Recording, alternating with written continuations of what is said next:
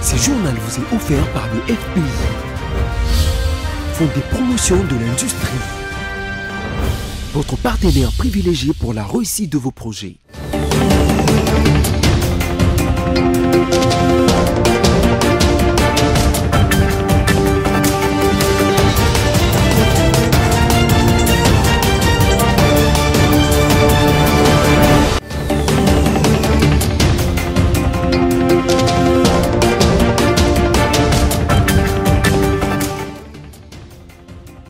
Mesdames, Messieurs, bonsoir et bienvenue à cette grande édition du journal sur votre chaîne BSC Télévision. Place au sommaire. Réforme au sein du Parti du Peuple pour la Reconstruction et la Démocratie, PPRD, parti cher à Joseph Kabila Kabange. Minakou Ndjalandjoko est nommé vice-président du bureau politique du parti. Il devient ainsi la deuxième personnalité du parti après le président national. Plus de détails dans ce journal. Dans le but de lutter contre les embouteillages à Kinshasa, le vice-premier ministre de l'Intérieur, Jacquemain Chabani, suspend à partir du 25 février 2025 le système de circulation alternée mis en place par les gouvernements provinciaux depuis le mois d'octobre de l'année passée. Et puis les depuis des 4 otages ont été remis à Israël par les Hamas dans le cadre de l'accord de trêve en vigueur depuis le 19 janvier dernier. Ces retours étaient un drame national et nos cœurs sont dévastés, a déclaré le président israélien. Mais tout d'abord, l'agression rwandaise. Le bureau du Sénat a mis en place une cellule de crise devant statuer notamment sur des urgences sécuritaires. C'est ce qui ressort de la réunion tenue le mercredi 19 février 2025 par Jean-Michel Sama Lukonde avec le sénateur des groupes provinciaux des Lituri, Maniema, Nord Kivu, Sud Kivu et Tanganyika. Suivez la lecture du communiqué de la dite réunion. Le bureau du Sénat présidé par Jean-Michel Sama Lukonde a tenu une réunion d'évaluation de la situation sécuritaire dans la partie est de la République démocratique du Congo. D'après les communiqués de la sénatrice Nefertiti Ngundianza, rapporteur du Sénat sanctionnant la fin de la réunion, il a été décidé de la mise sur pied d'une cellule des crises au sein du Sénat, des sollicités du chef de l'État, la mise en place d'un cadre d'échange avec la dite cellule porteuse des recommandations pertinentes et urgentes, que les commissions permanentes restent disponibles à examiner les diverses questions qui se posent avec acuité. Le Sénat réaffirme son soutien aux populations de l'Est de la République démocratique du Congo, condamne la barbarie des troupes rwandaises et du M23 et salue la bravoure des forces armées de la République démocratique du Congo et des patriotes Wazalendo. Notons que les rebelles du M23 AFC, aidés par les forces rwandaises, continuent leur percée dans la partie est de la République démocratique du Congo après la chute de la ville de Bukavu.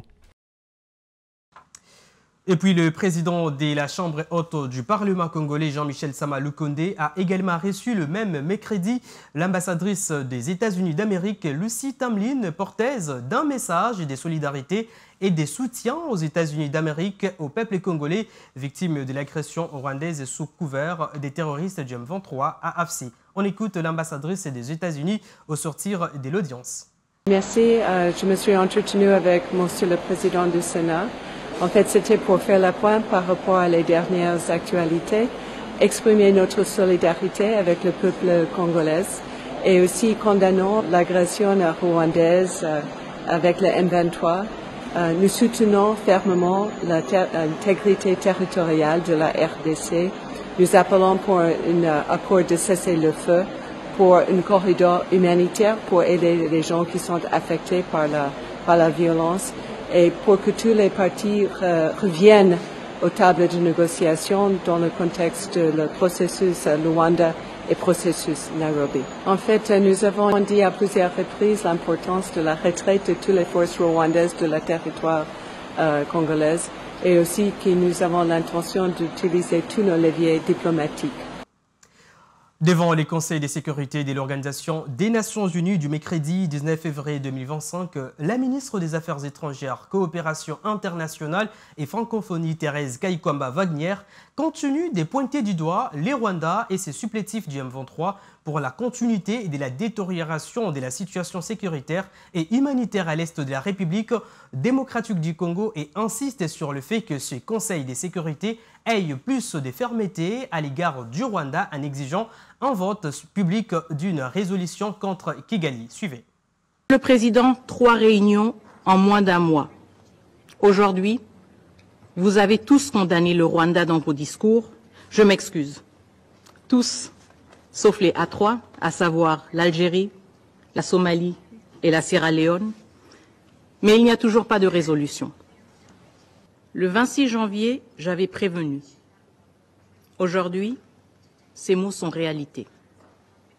En 48 heures seulement, plus de 4000 morts à Goma. Des hommes et des femmes abattus. Des enfants témoins d'exécutions sommaires, tués sans distinction ou exécutés avec une précision glaçante. Nous saluons la récente décision du Conseil des droits de l'homme de l'ONU d'ouvrir une enquête sur les exactions dans l'est de la RDC, ainsi que l'appel de la CPI à recueillir des éléments de preuve sur ces crimes pour traduire les responsables en justice.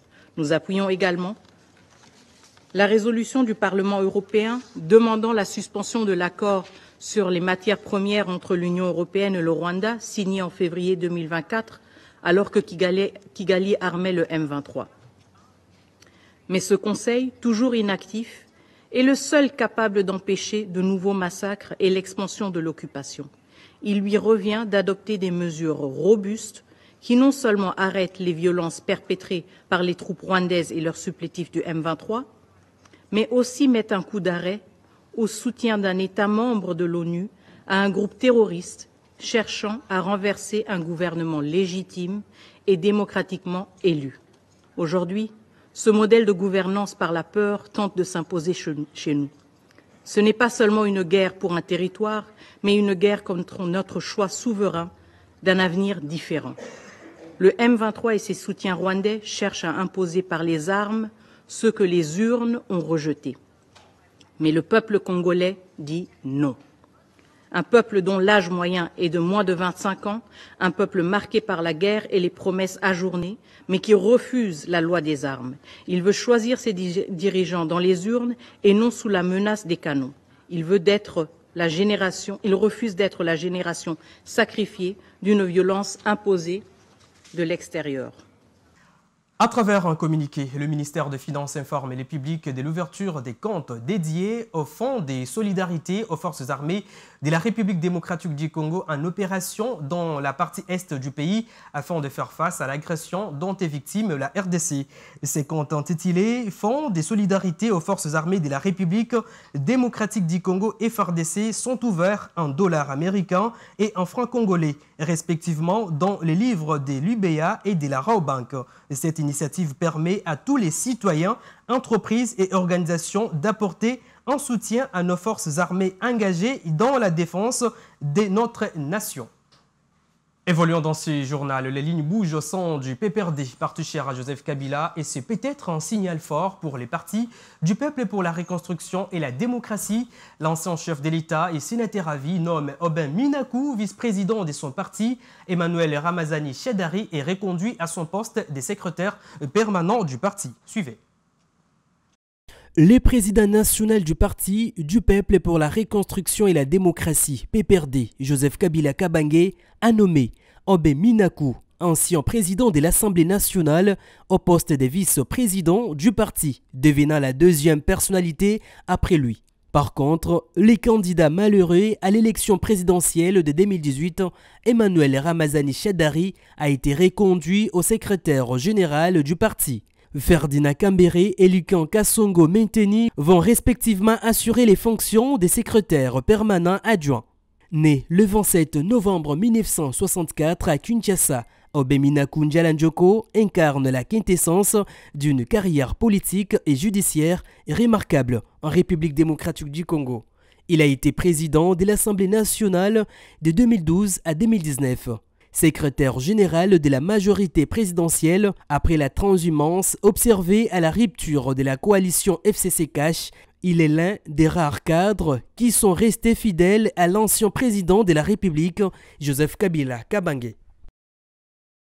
Après plusieurs années de silence, Joseph Kabila décide enfin de briser ses lacs. Sur son compte X publié ce jeudi, Barbara Ndimbi, son chargé des communications, a déclaré que l'ancien président Joseph Kabila sera bientôt sur X à travers un compte officiel qui sera opérationnel d'ici quelques jours. En mission d'itinérance dans l'espace Grand Kasaï, le vice-premier ministre, ministre de la Défense nationale Guy Kabombo Mwadianvita a lancé dans la journée d'hier la campagne d'enrôlement massif dans l'armée dans la ville de Mbujimayi au Kasaï oriental. La population a répondu favorablement à cet appel. Le gouverneur Jean-Paul Mbouembois était également présent. Suivez. C'est au boulevard Laurent-Désiré Kabila à Mbujimayi, chef-lieu de la province du Kasaï oriental, que s'est tenu le meeting populaire de la campagne d'enrôlement massive dans l'armée. Lancé par le vice-premier ministre, ministre de la Défense nationale, Guy Kabombo Mwadianvita. Bien avant les débuts de ces meetings, les nouvelles recrues des FARDC se sont réjouies avant leur déploiement dans les différents centres de formation. Ici, l'objectif est d'atteindre 10 000 recrues en 3 semaines. S'adressant aux jeunes, le VPM de la Défense nationale a encouragé leur intégration dans l'armée pour faire face à l'agression rwandaise dont la République démocratique du Congo souffre. Guy Kabombo Mwadianvita a souligné l'importance de la force juvénile comme relais d'une armée puissante. La jeunesse kassaïenne a été appelée cependant à l'unité nationale et à une solidarité derrière le commandant suprême qui est le chef de l'État Félix-Antoine Tshisekedi Tshilombo. Et puis le monde entier célèbre le 20 février de chaque année la journée mondiale de la justice sociale qui reconnaît la nécessité de promouvoir et de mettre en valeur la justice sociale. À la question de savoir si la population congolaise jouisse d'une justice équitable à tous les niveaux, Maître John Senga, analyste politique, répond. Suivez. La justice sociale est fondée sur l'égalité de droits pour tous. Si la justice sociale est d'application ou respectée ici chez nous en République démocratique du Congo, je dis non. Pourquoi? Parce que nous constatons qu'il y a beaucoup de choses qui se passent ici en République démocratique du Congo qui ne respectent pas cette justice sociale.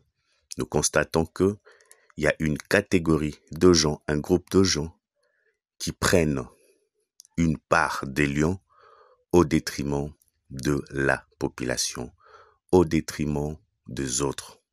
Ils sont mieux rémunérés que les autres, ils en profitent des ressources naturelles et plus grave encore, ils bénéficient d'un environnement plus propice que les autres. Il y a ceux qui jouissent d'un privilège de juridiction que eux aussi, ils sont en train de rendre cette justice malade. Et pour remédier à ce problème, il faut que nous mettions fin à l'impunité.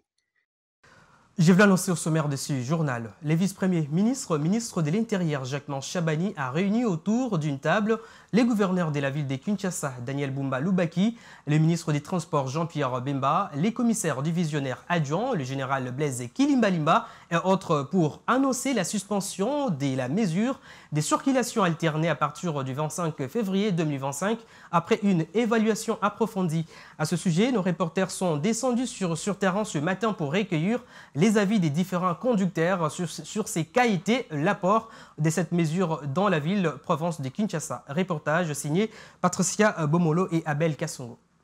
La ville de Kinshasa a vécu des moments sombres à cause de sa circulation qui n'est pas fluide, à cause des embouteillages monstrueux sur les artères de la capitale.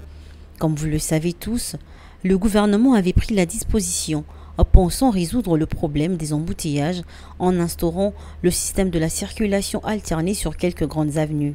Après plusieurs évaluations profondes, le vice-premier ministre, ministre de l'Intérieur, Jacquemain Chabani, a pris la décision de lever cette mesure à partir du 25 février 2025. Le but de notre descente sur terrain était de savoir ce qu'en pensent les conducteurs, car ce sont eux qui ont subi cette action, mais aussi la population. Un conducteur qui a accepté de répondre à nos questions pense que c'est une bonne idée, car cela n'a servi à rien.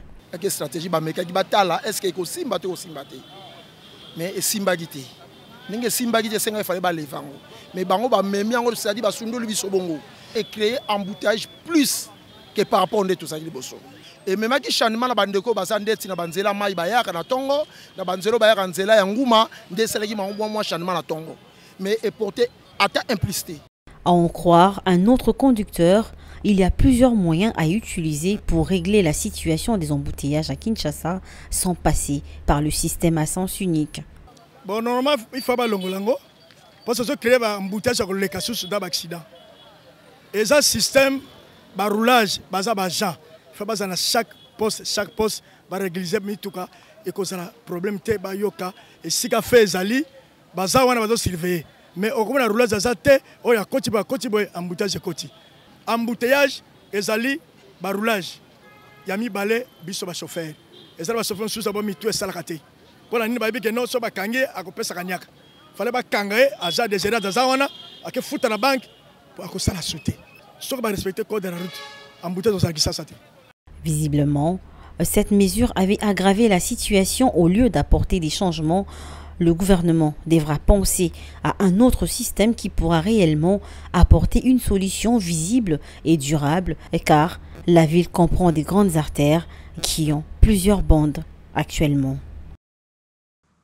Et à l'international, les Hamas a annoncé avoir remis ce jeudi 20 février 2025 à Gaza les dépouilles des 4 otages israéliens, dont celles de 2 enfants Bibas et de leur mère, devenus les symboles de l'effroi ayant saisi Israël lors de l'attaque menée par le mouvement islamiste palestinien le 7 octobre 2023. Plus de détails avec nos confrères de France 24.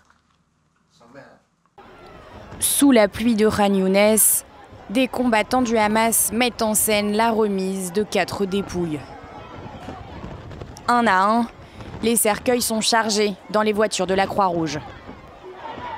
À l'intérieur, les corps sans vie de 3 membres de la famille Bibas, Shiri et ses 2 enfants, Ariel et Kfir, ainsi que celui d'Oded Lifshitz, 83 ans lors de son enlèvement. Sur la route qui mène au sud d'Israël, à Jérusalem, à Tel Aviv, des rassemblements spontanés. Les gens veulent saluer la mémoire de ces otages qui étaient devenus les symboles, en Israël et à travers le monde, du calvaire vécu par tous ceux retenus à Gaza. Lorsque j'ai appris la mort de la famille Bibas et d'Oded, le choc a été énorme. Je suis tombé sur le lit, je ne voulais rien entendre, je ne voulais rien voir. Mais j'ai compris que nous devions continuer cette mobilisation jusqu'à ce que tout le monde revienne, les morts et les vivants. La veille, le Premier ministre Benjamin Netanyahou s'était adressé aux Israéliens. Ce jeudi sera un jour très difficile pour l'État d'Israël. Une journée choquante, une journée de deuil. Nous ramenons à la maison 4 de nos chers otages morts. Nous embrassons les familles et le cœur de toute une nation est déchiré. 6 autres otages vivants cette fois doivent être libérés samedi. Les derniers prévus par la première phase de l'accord de cessez-le-feu en cours depuis le 19 janvier. Pour la seconde phase de cessez-le-feu qui doit démarrer le 2 mars, le Hamas se dit prêt à libérer tous les otages restants en une fois, soit 70, dont la moitié seraient morts. Et ce journal touche à sa fin, mais avant tout, les rappels des principaux titres. Vous l'avez suivi dans ces journaux, les réformes au sein du Parti du Peuple pour la Reconstruction et la Démocratie, PPRD, partenaire à Joseph Kabila. Minakou Ndiaye Njoko est nommé vice-président du bureau politique du parti. Il devient ainsi la 2e personnalité du parti après le président national. Dans le but de lutter contre les embouteillages à Kinshasa, le vice-premier ministre de l'Intérieur a suspendu à partir du 25 février 2025 les systèmes de circulation alternés mis en place par les gouvernements provinciaux depuis le mois d'octobre de l'année passée. Et enfin, pour terminer, les dépouilles des 4 otages ont été remises à Israël par les Hamas dans le cadre de l'accord de trêve en vigueur depuis le 19 janvier dernier. Et ce retour est un drame national et nos cœurs sont dévastés, a déclaré le président israélien. Ce journal est complètement terminé. Merci de nous avoir suivis. Bonne suite de programmes sur votre chaîne BC Télévision. Au revoir.